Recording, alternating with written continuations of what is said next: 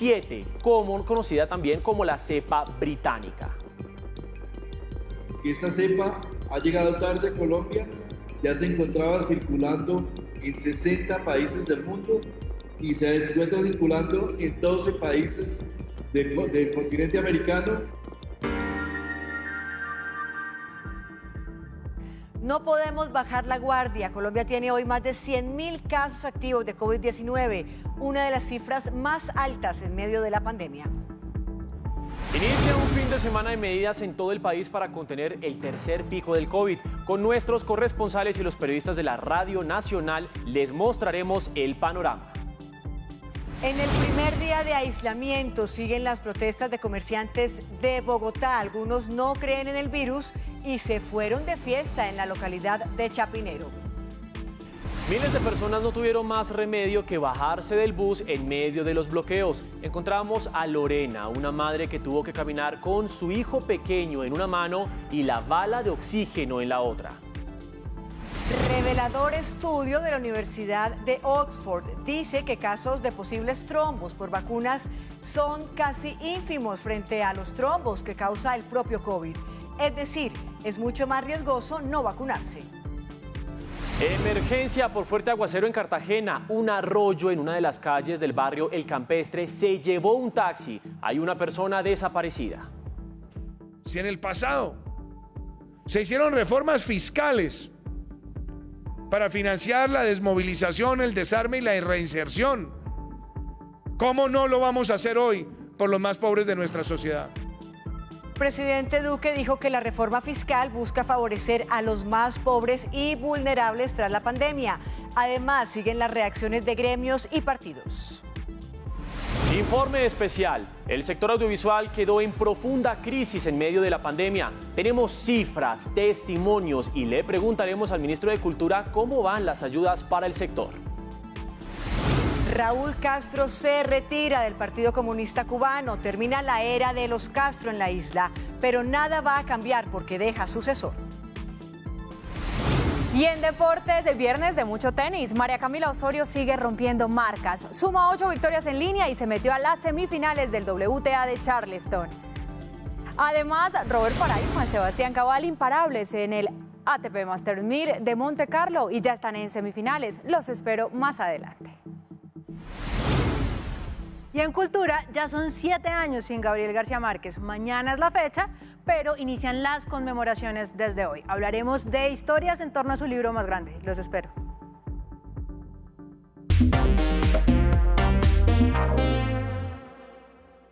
Inicia un fin de semana de aislamientos en gran parte del país. El llamado es a no bajar la guardia. Debemos seguir cuidándonos en medio del tercer pico de contagios. Las cifras hoy son realmente preocupantes. Mateo.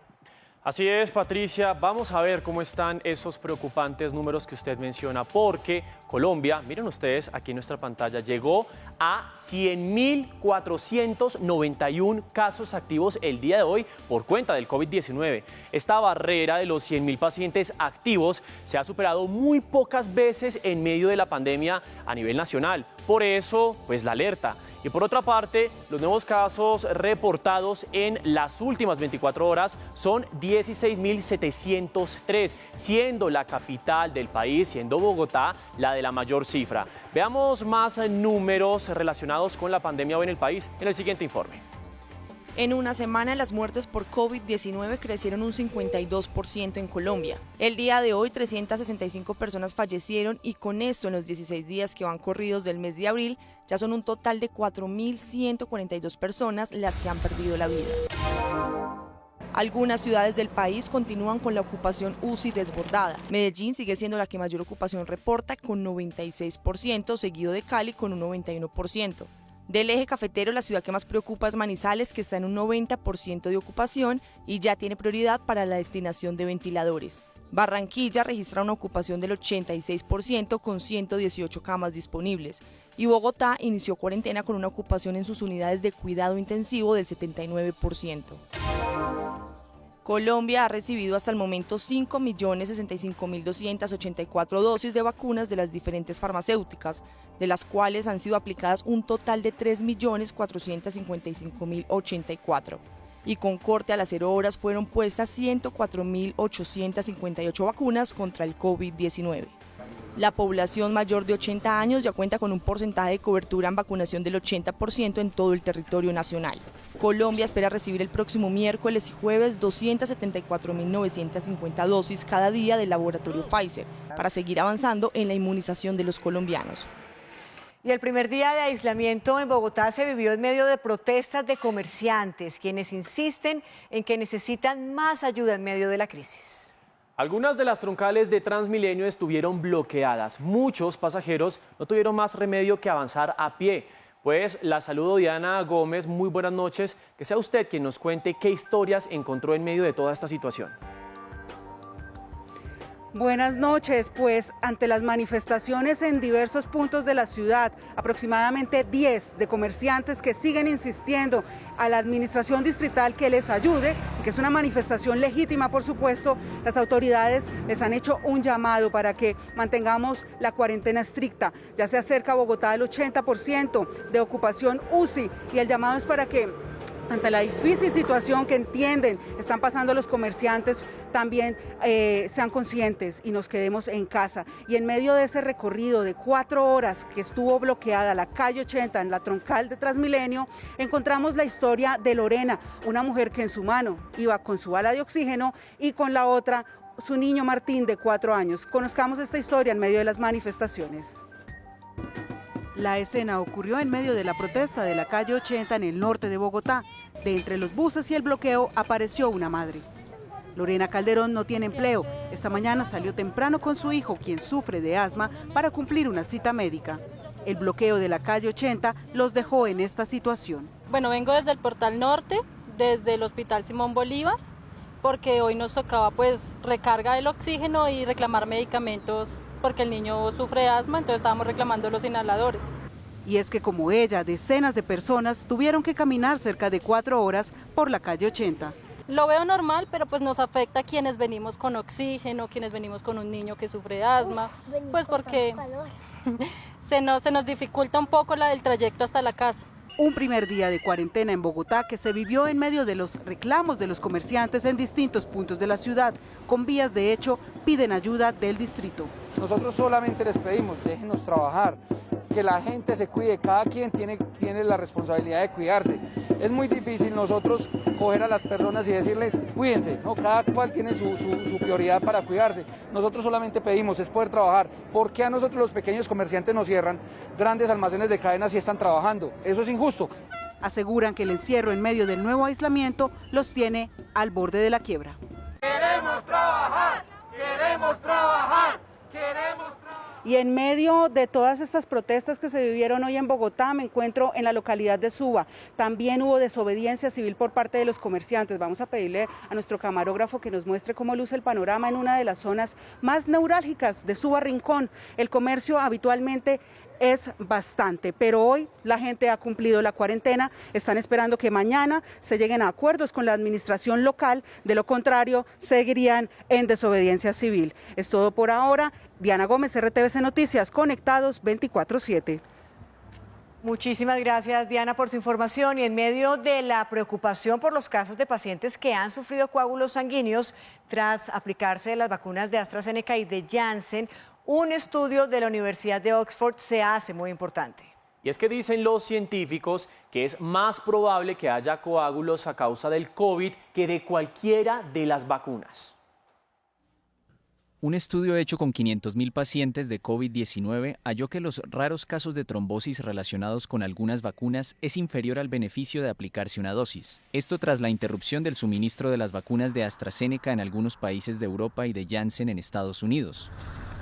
Los científicos de la Universidad de Oxford señalaron que los casos excepcionales de trombos se produjeron en una proporción de 39 personas por cada millón después del contagio, cifra que contrasta con la de la Agencia Europea del Medicamento, según la cual 5 de cada millón de personas han sufrido este evento adverso.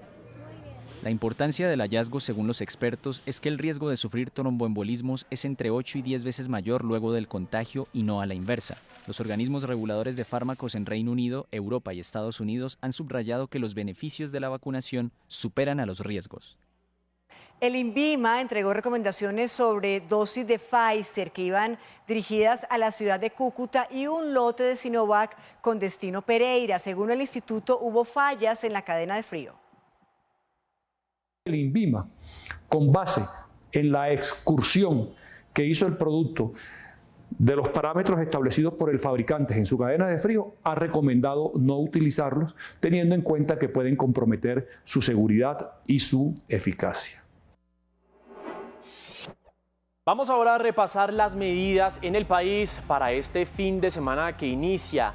En Barranquilla y en el resto del departamento del Atlántico, este fin de semana habrá toque de queda y ley seca. La medida comenzó a regir desde las 6 de la tarde de hoy e irá hasta las 5 de la mañana del lunes 19 de abril. En Cartagena, por su parte, pese al aumento de casos de COVID-19, la alcaldía no ha anunciado medidas especiales para el fin de semana. El alcalde aseguró que se implementarán acciones, pero después del próximo 19 de abril, cuando finalice el actual decreto que contempla toque de queda y pico y cédula. 40 de los 42 municipios del Valle del Cauca ya están en confinamiento continuo que, según las autoridades, permitirá frenar el aumento de contagios por COVID-19. En Cali también inició el toque de queda. La ocupación de camas en las unidades de cuidado intensivo es del 92,9%. Las autoridades invitaron a los vallecaucanos a respetar las medidas de bioseguridad. En este momento la Secretaría de Salud Departamental está declarando la alerta roja. Significa que estamos en ocupación de unidad de cuidados intensivos por encima del 90%. Y seguimos este recorrido en Medellín, donde debido a la emergencia hospitalaria que vive Antioquia, el gobernador encargado decretó toque de queda continuo de jueves a lunes, desde las 8 de la noche hasta las 5 de la mañana durante el mes de abril. En el departamento también rige la ley seca y la vacunación sigue este fin de semana. Entender que la medida restrictiva del acordeón con 4 días abiertos por 3 cerradas es una medida que logra mejores resultados y se aplica consecutivamente. Y la otra noticia en Medellín es la ocupación UCI. Escuchen ustedes, 98%. Esto hace que la cifra de personas que esperan una cama de cuidado intensivo crezca con el paso de las horas. Pues bien, ¿cuántas personas ya están en esta situación? Daniel Cañas, lo saludo y lo escuchamos. Buenas noches. Mateo, buenas noches para usted y para todos los televidentes. Mire, la situación con el pasar de las horas, no solo en Medellín, sino en todo el departamento de Antioquia, se vuelve más crítica. La secretaria de Salud Departamental, Lina Bustamante, dio las cifras de esas personas que están a la espera de esa unidad de cuidado intensivo o unidad de cuidado especial. Son 416 las personas que esperan esta atención para salvar sus vidas. Bueno, en cama UCI tenemos 133, en cama UCI 283. A la espera. A la espera. Estamos en gestión de esas camas. Es importante recordar que la ciudad de Bogotá, las autoridades de la ciudad de Bogotá restringieron las llegadas de pacientes COVID a este lugar del país por la situación que allí también se vive. También la ocupación en el departamento de Antioquia el día de hoy se ubicó en el 97,53%. Patricia, esta es toda la información desde la capital antioqueña. Daniel Cañas, RTVC Noticias, conectados 24/7. Gracias, Daniel, y volvemos con información de Bogotá, porque en la ciudad el llamado de las autoridades es a acatar las restricciones este fin de semana. Las autoridades en la primera noche ya encontraron a varios de fiesta. ¿Cómo es la historia, Diana Gómez? Pues la gente sigue indisciplinada, pero sobre todo en los primeros días en que comienzan las cuarentenas en Bogotá. Encontraron 4 fiestas con más de 400 personas, más de 800 operativos, adelantó la administración distrital. Por 4 fiestas como esta, la policía sancionó a 400 personas por el incumplimiento de las medidas sanitarias. Y se han intervenido más de 3 aglomeraciones en el espacio público. Yo creo que el llamado es a la conciencia, al autocontrol y a la responsabilidad en este tercer pico de la pandemia. Las autoridades recordaron la importancia de que los ciudadanos respeten la cuarentena. La coronel Alba Patricia Lancheros, jefe de Prevención y Educación Ciudadana, hizo un llamado a los bogotanos a denunciar los actos de indisciplina. Si usted, ciudadano, tiene conocimiento de que se va a realizar una fiesta clandestina, por favor no asista, por el contrario, llame de inmediato al 123 para hacer presencia. Y le repito, no para sancionar, sino por el contrario, para evitar que la fiesta clandestina se haga y hayan más personas contagiadas. Además de los comparendos, las autoridades procedieron al cierre de estos establecimientos. Increíble, y definitivamente hay que resaltar que el cuidado es entre todos vamos a salir adelante de esta pandemia. Por otro lado, también hay medidas para el fin de semana en medio de lo que ha sido este virus. Por ejemplo, en Riohacha, Manizales, Bucaramanga y en Pasto, justamente iniciamos un recorrido por las regiones con nuestros periodistas de la Radio Nacional de Colombia. La noticia en La Guajira es que hoy su capital Riohacha entró en confinamiento total por 60 horas. La medida inició a las 6 de la tarde y terminará el próximo lunes 19 a las 5 de la mañana. Las personas agendadas en el plan de vacunación podrán asistir en compañía de un familiar portando su documento de identidad. La noticia en el departamento de Caldas son las medidas de confinamiento que iniciaron hoy desde las 6 de la tarde y se extenderán hasta el próximo lunes 19 de abril. Los municipios con toque de queda son Manizales, Neira, Chinchiná, Palestina y Villa María. El secretario de Gobierno de Caldas, John Jairo Castaño Flores, señaló que Caldas tiene una ocupación del 89% en camas UCI, entre tanto Manizales asciende al 85%. Compañeros, en el municipio de Pasto las autoridades han presentado alerta frente a la ocupación del 58% de las unidades de cuidados intensivos. Frente a esto, el alcalde de Pasto ha dicho que se va a continuar con las medidas como restricción de la movilidad desde las 12 hasta las 5 de la mañana y también el pico y cédula para entidades bancarias. Esta tarde se presentó una emergencia en Cartagena en medio de un fuerte aguacero. Un arroyo arrastró un carro y hay una persona desaparecida. Jayvan Pinzón, buenas noches. ¿Cuál es la situación a esta hora después del fuerte aguacero?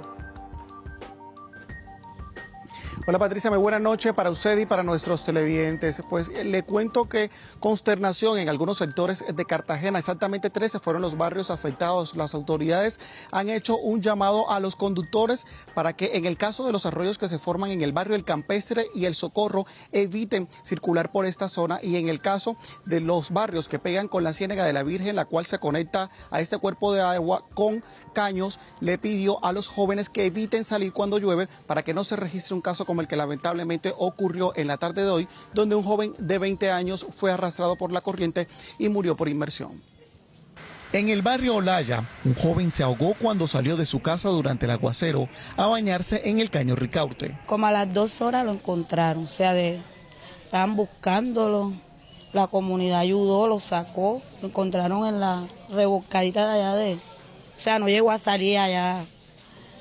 Lo cogimos, estaba la patrulla, lo cogimos y lo llamó al universitario porque como hacía los ojos así pensábamos que estaba vivo. Eso no es cuando llueve que se nos llenan la casa, se nos dañan la cosa dentro de la casa y la calle. Otra de las emergencias sucedió en el barrio El Campestre, donde este taxi fue arrastrado por la corriente de otro caño. Igualmente, hubo 13 afectaciones en barrios de la ciudad. Necesitamos ayuda, un arreglo para el techo. En el agua se nos fue ropa. Desde el puesto de mando unificado, donde se atiende la situación, se informó que 3 equipos de reacción atienden la emergencia. Y hay novedades en el caso judicial del exgobernador de Córdoba, Alejandro Leons, y además siguen los operativos antinarcóticos. Esta vez fue en Quindío. Estas y más noticias de Colombia hoy en un minuto a continuación. Se entregó la exalcaldesa de Cartagena, Judith Pinedo, condenada a 12 años de cárcel por venta irregular de una playa ubicada en el barrio Laguito de esa ciudad. Durante la destrucción de 7 expendios de droga en Circasia, Quindío, el ministro de Defensa, Diego Molano, confirmó que van 91 ollas destruidas en el país. A través de su cuenta oficial de Twitter, el Consejo Nacional Electoral rechazó las amenazas que se hicieron en contra del magistrado Renato Contreras, quien está a cargo de la investigación por presunta financiación ilegal en la pasada campaña de Gustavo Petro. La defensa de Luis Ignacio Leons le propuso a la Fiscalía un principio de oportunidad en el caso del millonario soborno para frenar la captura del excongresista Musa Besaile. El próximo lunes, el Sistema Integral de Verdad, Justicia, Reparación y No Repetición, del cual hace parte la JEP, presentará al defensor del pueblo, Carlos Camargo, la grave situación que vive el país frente a los homicidios de líderes de derechos humanos y excombatientes de las FARC. 8 de la noche, 19 minutos, y saludo a Vanessa Palacio, quien en esta oportunidad nos acompaña aquí desde el estudio. Se siente una energía de verdad muy positiva con usted aquí, Vane. Hola. Ay, Patricia, qué rico acompañarlos aquí en este set, además que es maravilloso.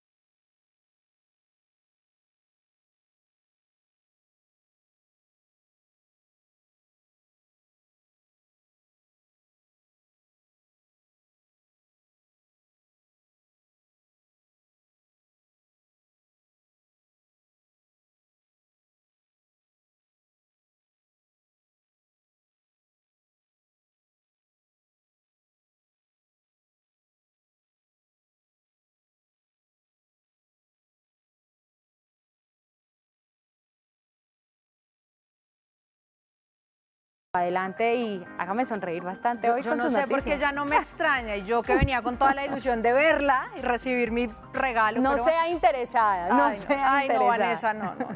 Bueno, a ustedes les cuento que mañana se cumplen 7 años de la muerte de Gabriel García Márquez, pero como gracias al Cosmos es sábado y no trabajamos, nosotros vamos a conmemorarlos hoy. Imagínense lo siguiente, ustedes son niños y van para la playa de Acapulco con sus papás. Van felices, quemando las horas con juegos de carretera, escuchando música, y de pronto su papá frena el carro en seco y les dice: necesito contar la historia como me la contaba mi abuela, tenemos que devolvernos porque voy a escribir ya. Acto seguido hace un giro en U y se regresa, no hay vacaciones. Pues eso fue lo que le hizo Gabriel García Márquez en 1965 a su esposa y sus hijos. Dañó las vacaciones y lo hizo para escribir lo siguiente, que yo creo que todos ustedes lo recuerdan. Muchos años después, frente al pelotón de fusilamiento, el coronel Aureliano Buendía habría de recordar aquella tarde remota en la que su padre lo llevó a conocer el hielo.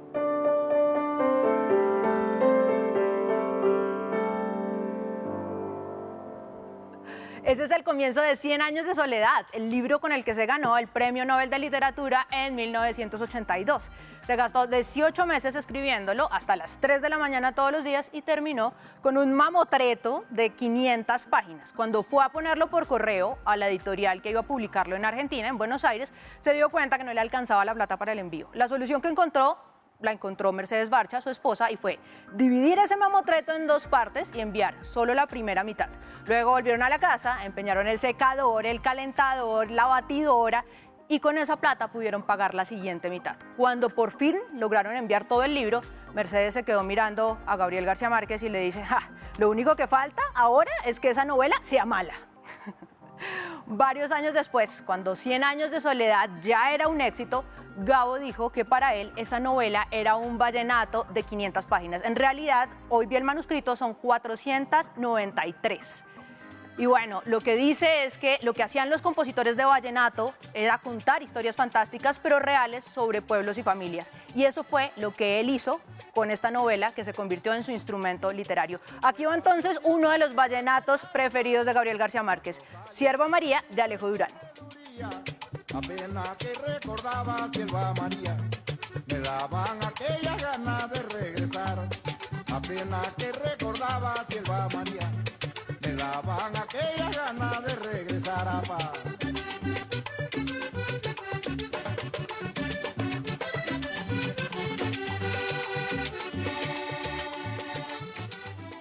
Espectacular imagen y relato de nuestro Nobel de Literatura.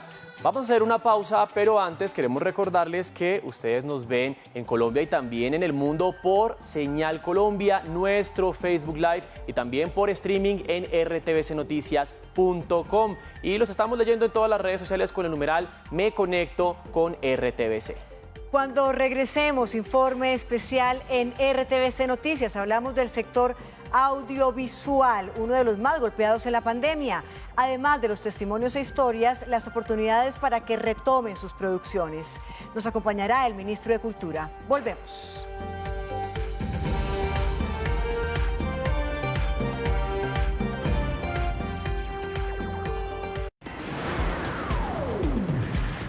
Estás viendo RTBC Noticias.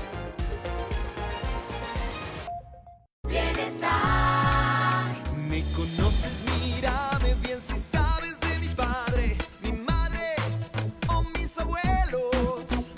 Quiero sentir la alegría. Me conoces, ven por mí. Es tiempo de encontrarnos. Dame todo tu apoyo, muéstrame el camino para ser un campeón. Me conoces, soy yo. Me conoces, ven por mí. Me conoces, mírame bien si sabes de mi padre, mi madre o mis abuelos.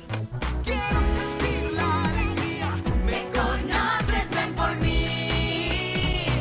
Es tiempo de encontrarnos. Dame todo tu apoyo, muéstrame el camino para ser un campeón. Me conoces, soy yo. Me conoces, ven por mí. Me conoces y aquí estoy. Vuelve el amor prohibido. Es más bella que mi hermana. Vuelven las frases trascendentes. Los bienes son particulares, pero las desgracias son colectivas. ¿Qué tal? Y por supuesto, los chismes que no pueden faltar. Tráete una silla que es un día para no despegarse de esta ventana. Quererse sí tiene horario, porque Caballo Viejo vuelve. De lunes a viernes a las 12:30 de la tarde.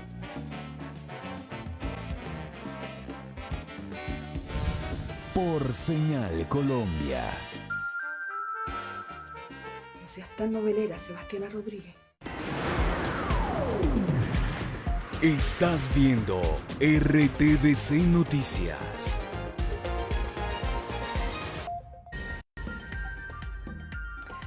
Volvemos para contarles que el presidente Iván Duque insistió en la importancia del proyecto de reforma fiscal y destacó el componente social del articulado. Pidió no centrar los debates en debates microsectoriales.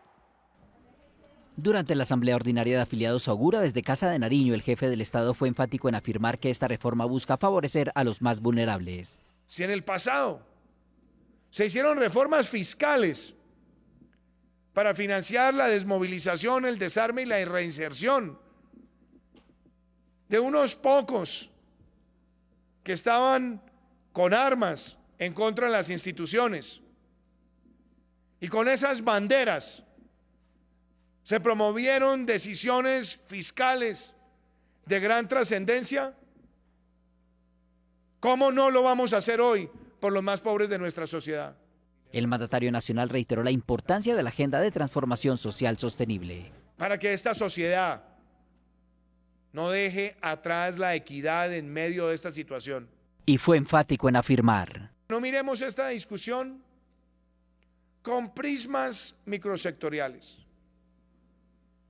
Que no veamos esta discusión como una oportunidad para que salgan a florecer todas las capacidades de lobby de los distintos grupos de interés. Finalmente dijo que esta iniciativa es importante porque cerrará las brechas de la coyuntura de la pandemia.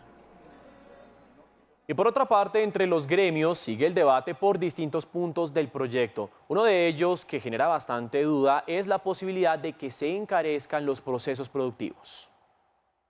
En los gremios del agro hay preocupación porque consideran que el cambio en la regla de IVA de exentos y excluidos puede encarecer la cadena de producción. Agricultores. El gobierno pretende eliminar del régimen de exentos al menos 7 u 8 productos alimenticios que son críticos para la nutrición de los colombianos. Avicultores. Si un huevo hoy le vale 350 pesos, 20 pesos de sobrecosto, 370 llegaría a 400 pesos. Acuicultores. Una tilapia que es comercializada en promedio 8.000 pesos va a pasar más o menos a 8.700. Empresarios y comerciantes tienen opiniones divididas. Micro, pequeñas y medianas empresas. Contempla equilibrio en empleo, aspecto social. Comerciantes. Quizás no es el momento oportuno de presentarlo. En la presentación del proyecto, el ministro habló de costos en la cadena de producción. No se van a gravar alimentos adicionales a los que ya están grabados, no se van a gravar sus cadenas de producción. La última palabra la tendrán los congresistas cuando debatan el proyecto. Todo lo contemplado en el texto del proyecto deberá ser sometido a debate en el Congreso de la República. Por eso hablamos con integrantes de los distintos partidos. El Centro Democrático fijó su posición frente al proyecto fiscal. Es positivo la propuesta del gobierno de congelar el gasto público. Emitió un comunicado con avales y contrapropuestas. Servicios públicos. Sugerimos eliminar el IVA a todos los estratos. Está bien que más personas declaren, pero no deben pagar renta quienes ganan menos de 50 millones al año. A los productores de alimentos se les debe mantener en la categoría de exentos del IVA.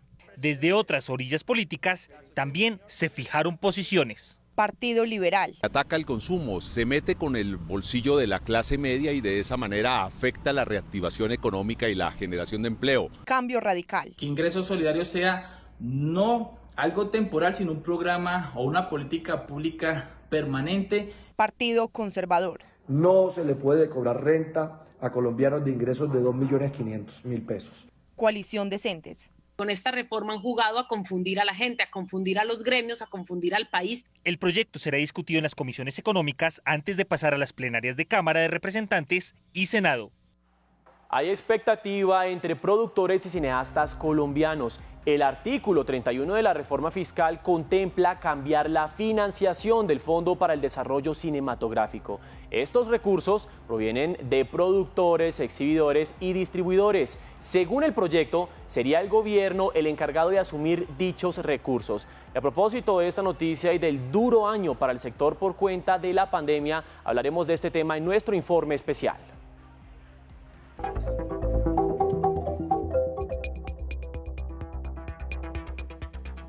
Informe especial en RTVC Noticias. Hoy la reactivación de la industria audiovisual, uno de los sectores más golpeados en la pandemia. En los próximos minutos veremos cómo golpeó esta crisis a los productores, maquilladores, realizadores, la gente que tras las cámaras hace posibles las producciones. Tenemos los testimonios. Luego los que se reinventaron. A algunos no les quedó más remedio que crear nuevos formatos. Las producciones con celular crecieron, por ejemplo. Y cerramos con una entrevista. El ministro de Cultura nos explicará las oportunidades que plantean hechos como la llegada de Netflix a Colombia. Iniciamos. En medio de la pandemia, el cine en Colombia dejó de percibir 527.964 millones de pesos si se comparan las cifras de las taquillas en 2019 y 2020. Ese dinero golpea directamente a miles de personas que por cuenta de la para se quedaron sin empleo. Hablamos con ellos, con nuestros compañeros que están detrás de cámaras para saber cómo vivieron este momento. Si te hablo de mi experiencia personal, fue terrible. Yo siempre dije que a mí el 2020 me había llegado como un tsunami que me cogió, me revolcó y me tiró en la playa en pelota.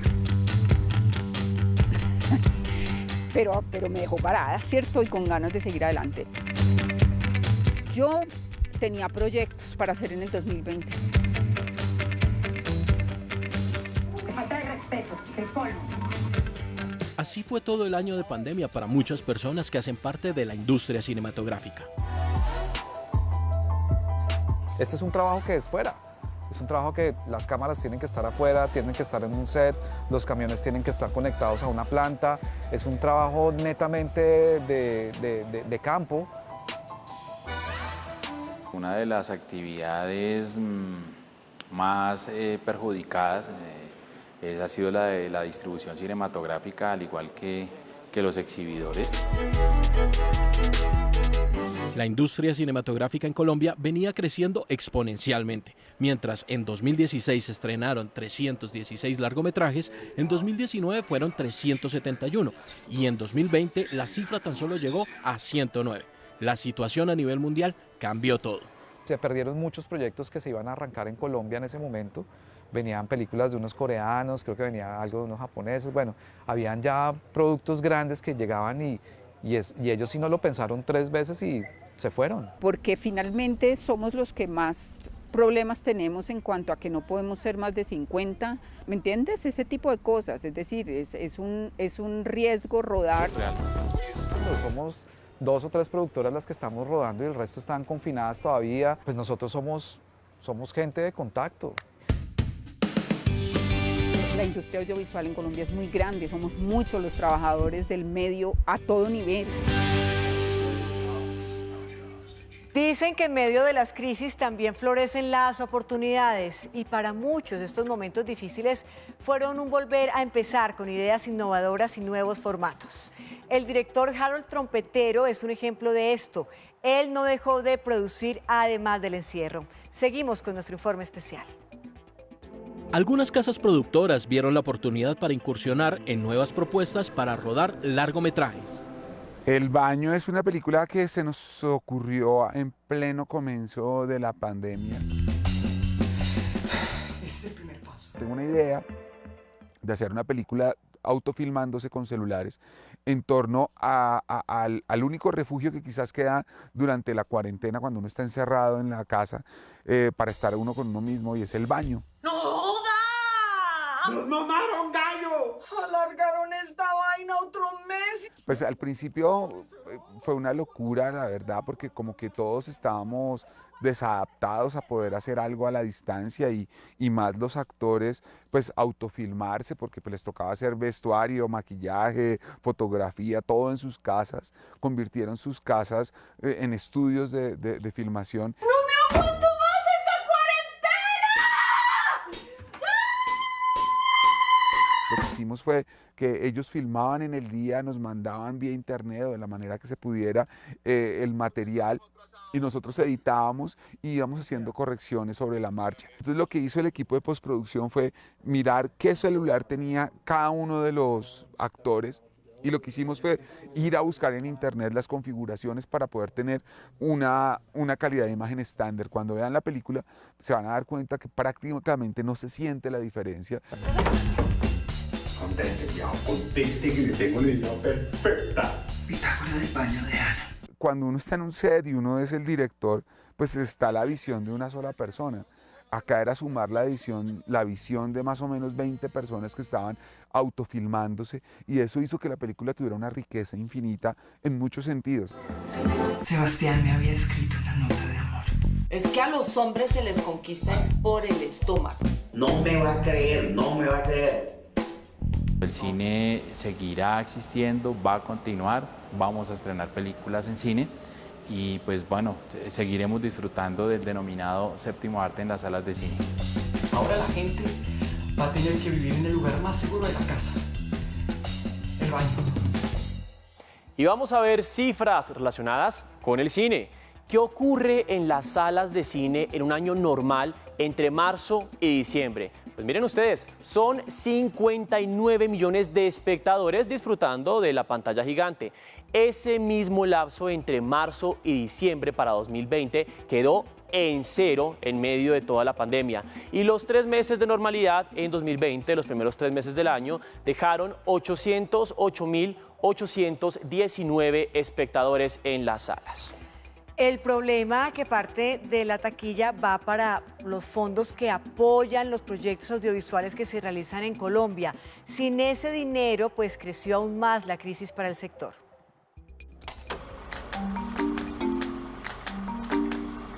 La ley de cine surge en el 2003 para fortalecer, digamos, el desarrollo cinematográfico, y gracias a esa ley de cine hoy en día, o pues en el 2019, llegamos a estrenar cerca de 48 películas.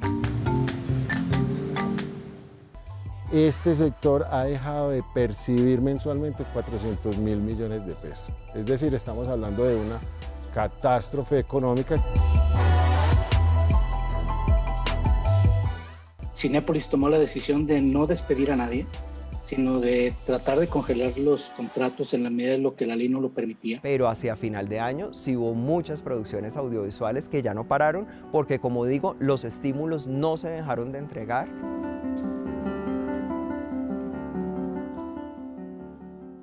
Los presupuestos que estamos haciendo, la verdad es que con cualquier medida y cualquier reacción o cualquier pico de pandemia, pues se nos van al suelo. El año pasado, Mintic entregó, que mucha gente de cine participó de esas convocatorias, cerca de 23.000 o 24.000 millones en producciones de series de ficción, de documental.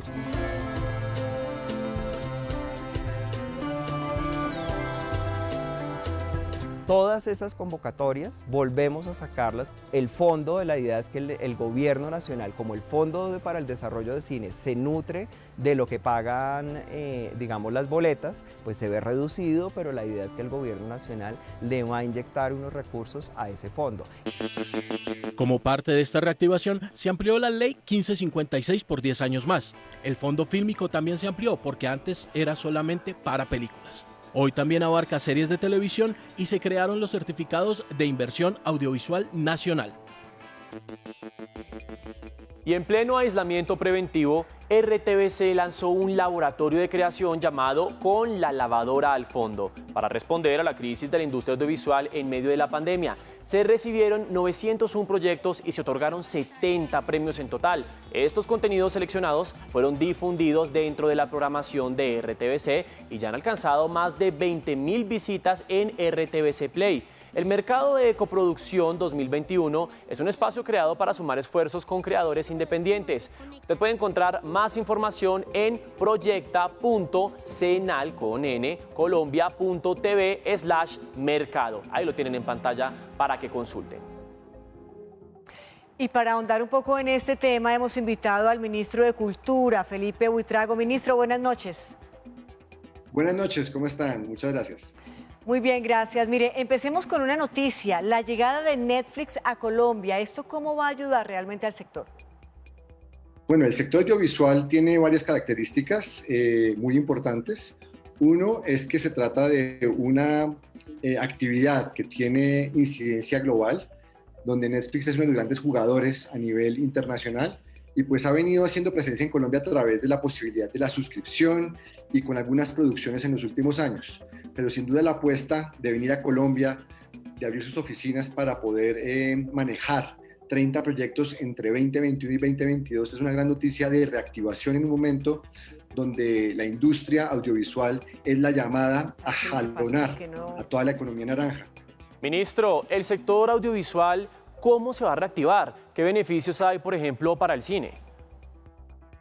Como parte de la implementación de la estrategia de economía naranja del presidente Iván Duque, hemos venido fortaleciendo y ampliando mecanismos de atracción de inversión que en este caso están materializados en los certificados de inversión audiovisual establecidos en el artículo 178 del Plan Nacional de Desarrollo y amparados en el decreto 474 de 2020, que ya han atraído 450 mil millones de pesos en inversiones en 18 proyectos audiovisuales.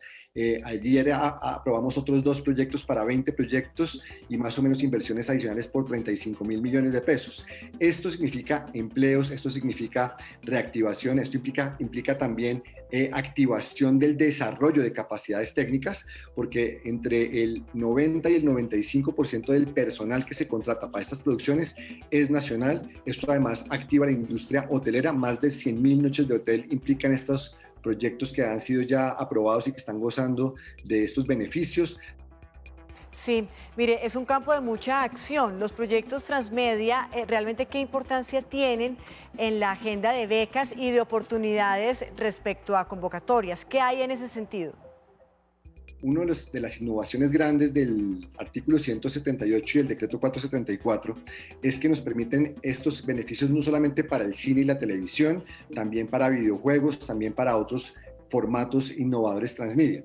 Pero adicional a eso, en este momento tenemos abierta, junto con Mintic, la convocatoria Crea Digital. Estamos de 10º aniversario, una convocatoria que con el liderazgo del presidente Iván Duque le hemos cuadruplicado los recursos en apenas 2 años y medio.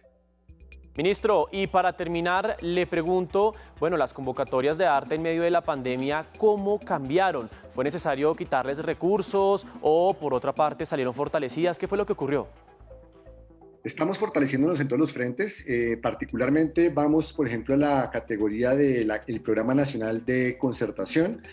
Pasamos de 51.000 a 56.000 millones, aumentamos la cobertura de 2.250 a 3.200 proyectos, además geográficamente pasamos de 470 a 743 municipios representados. Esto pues significa un reconocimiento, un descubrimiento de procesos alrededor de todo el país.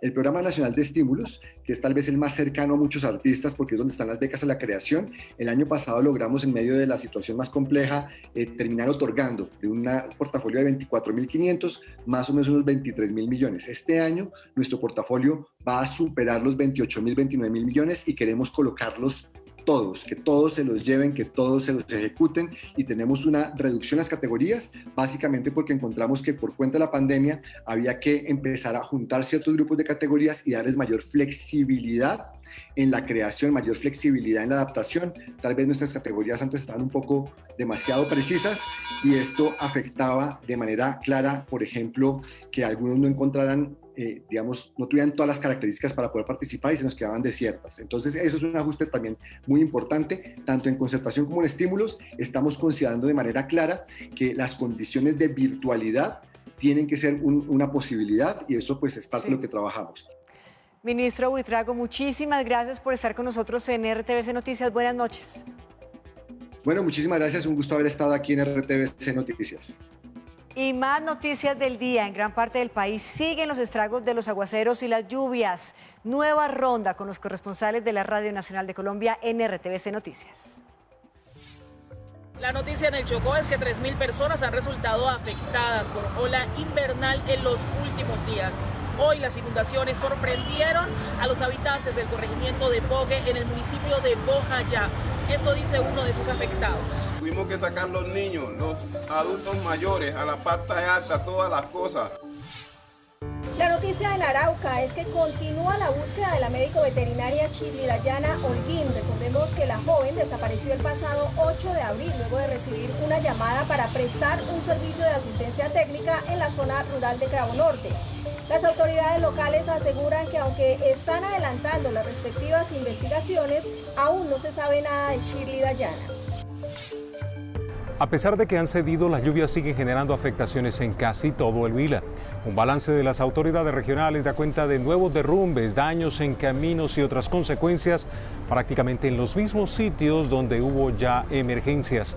El informe señala que 32 de los 37 municipios del Huila han sufrido efectos por intensas lluvias. 8 de la noche, 48 minutos. Es viernes de fútbol, por supuesto, con Vane Palacio. Vane. Pues todos los días son de fútbol, de tenis, pero hoy sí que está bueno. ¿Saben por qué? Porque vamos con goles y con acciones del equipo de James Rodríguez, del Everton, en la Premier League. Esto era la fecha 32. Él estuvo los 90 minutos de juego y jugaron ante el Tottenham, como les decía, por la Premier League. Pero ¿qué tal? Si nos vamos con las acciones del compromiso y todo lo que ocurrió en este empate 2-2. Pues allí nos vamos entonces al minuto 27 y comenzaba la acción. Qué buena definición.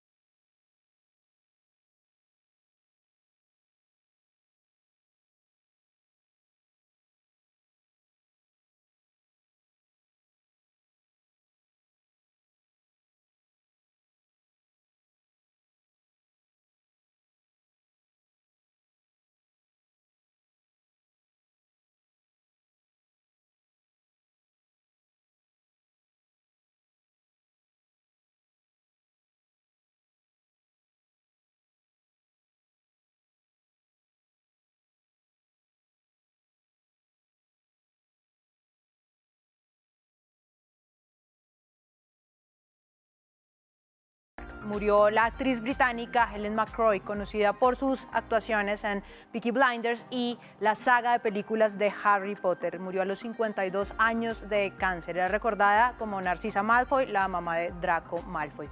Con esto comenzamos este recorrido por las noticias culturales.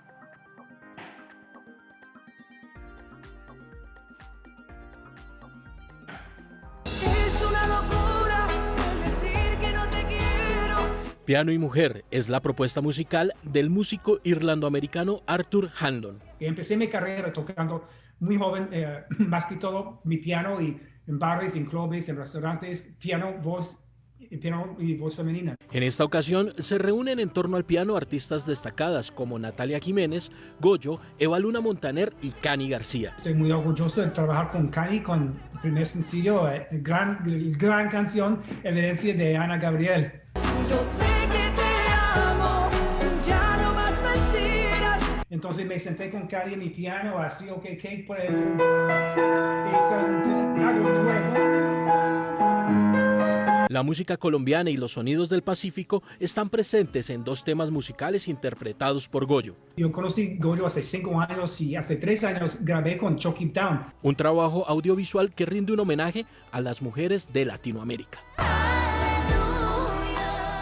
Hacemos una nueva pausa en RTVC Noticias, pero recuerden que ustedes pueden seguir participando en Facebook, en Twitter, en Instagram con el numeral Me Conecto con RTVC.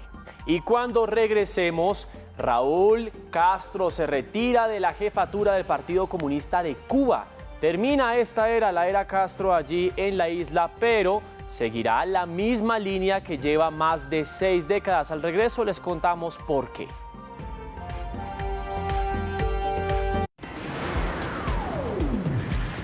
Estás viendo RTVC Noticias.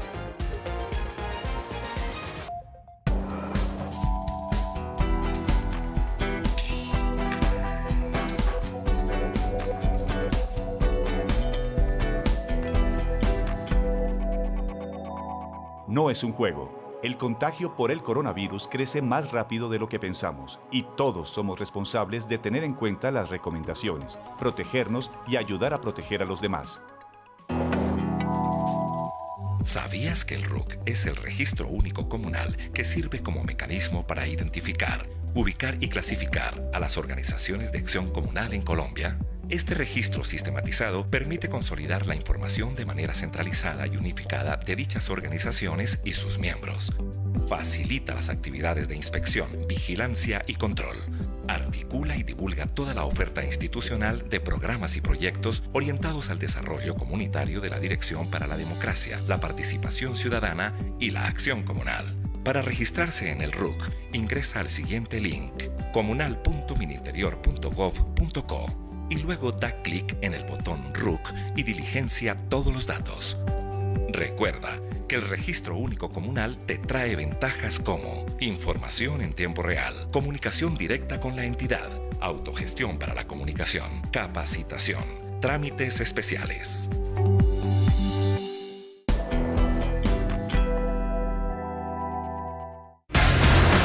Continúa viendo Señal Colombia.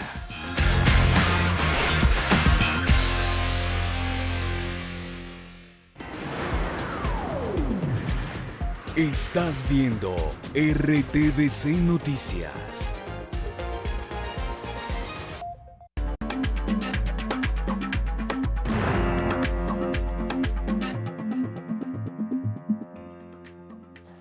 (8:55 de la noche). Hablamos ahora de lo que ocurre a nivel mundial. El debate por el uso de armas en Estados Unidos sigue en el centro de la opinión pública por cuenta de nuevos tiroteos que han dejado al menos 30 víctimas mortales en el último mes. El más reciente se produjo anoche en Indianápolis.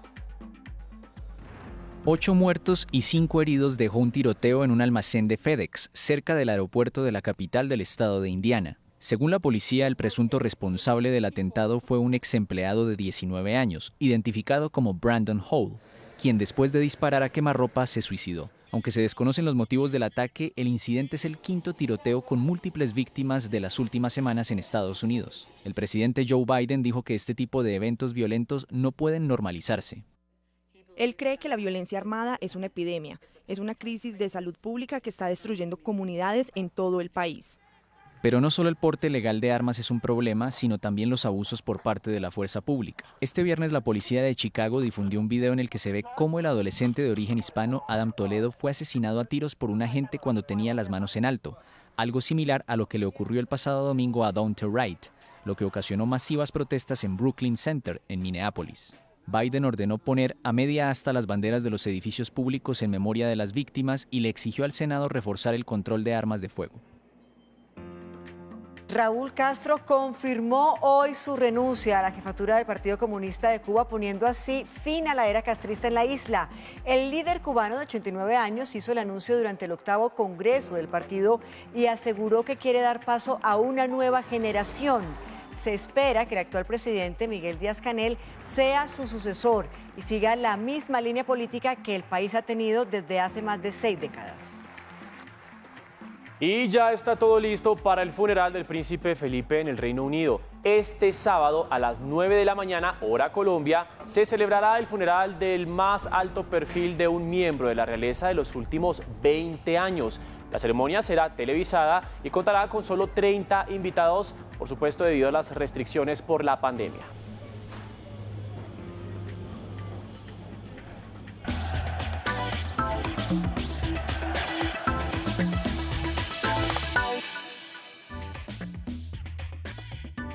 Continuamos con más información deportiva. El Consejo de la Conmebol, que se reunió de forma virtual, aprobó el incremento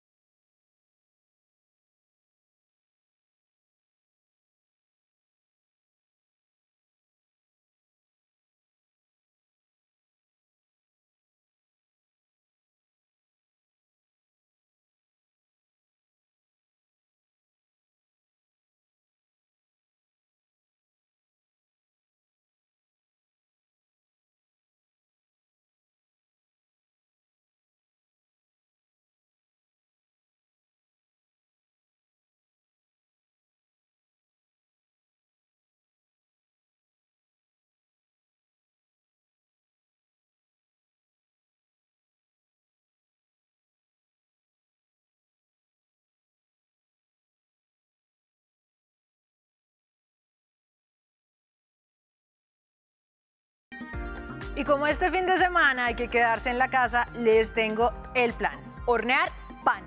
Yo ya soy experta. En la cuarentena del año pasado fácilmente hice como 37, pero como quemé 36, hoy invité a Carmen Mandinga, periodista, melómana, catadora de empanadas y coleccionista de ajíes, para que nos dé un par de tips. Carmen, ¿qué hubo? Hola Laura, ¿a usted también le dio por volverse panadera en cuarentena? Bueno, le tengo otro plan muy divertido en la cocina, pero esta vez quizá más sencillo. Le tengo una pista y le tengo un nombre. ¿Usted se acuerda de doña Nelly Melba? Pero claro, Nelly Melba fue una cantante australiana de ópera de la segunda mitad de 1980, una superdotada completa que daba conciertos desde los 8 años en Melbourne. Sí señora, se trataba efectivamente de una gran diva, y por ser una gran diva iba a aspirar un postre nada más y nada menos que en el talento de uno de los más grandes chefs de la historia. Don Auguste Escoffier tenía que agasajar a esta señora y a sus compañeros, y entonces se inventó esto que hoy en día llamamos el melocotón Melba o el pitch Melba, y que puede ser muy simple, pero en la época no lo era tanto porque había que hacer todo desde cero. ¿Sabe que ahora que usted cuenta todo esto, yo voy atando cabos? Nelly y este señor Escoffier tuvieron que haberse conocido cuando ella cantaba en Lohengrin, la ópera de Wagner. En esa ópera suena algo que todos conocen. Espero si le muestro.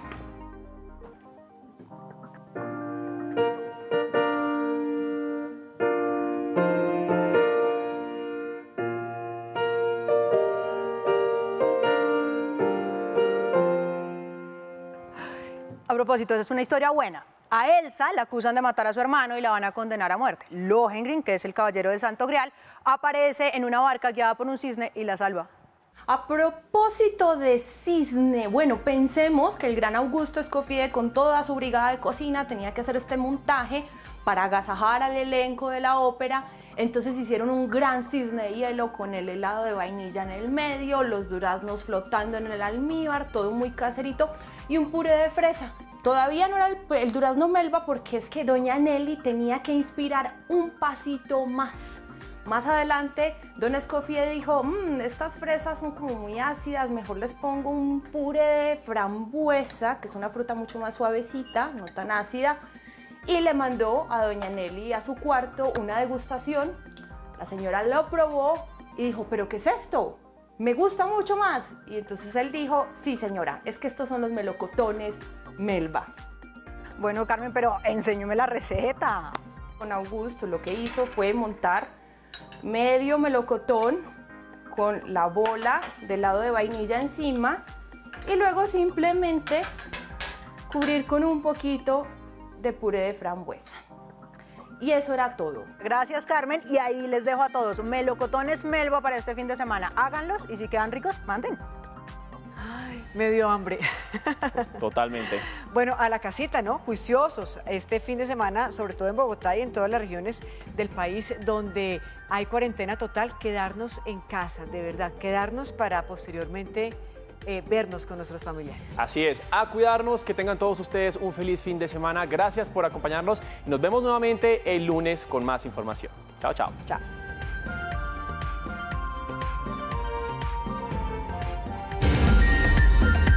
RTVC Noticias, emisión central. A continuación, 5 maneras de reconocer a un colombiano.